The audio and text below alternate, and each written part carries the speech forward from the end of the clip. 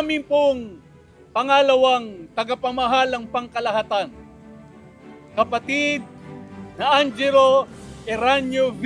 Manalo. Kami po ay nagpapasalamat sa Panginoong Diyos at nagpupuri rin po sa Panginoong Jesucristo. Kaisa po kami ng lahat ng mga kapatid sa buong daigdig. Happy birthday po! Mahal na mahal po namin kayo!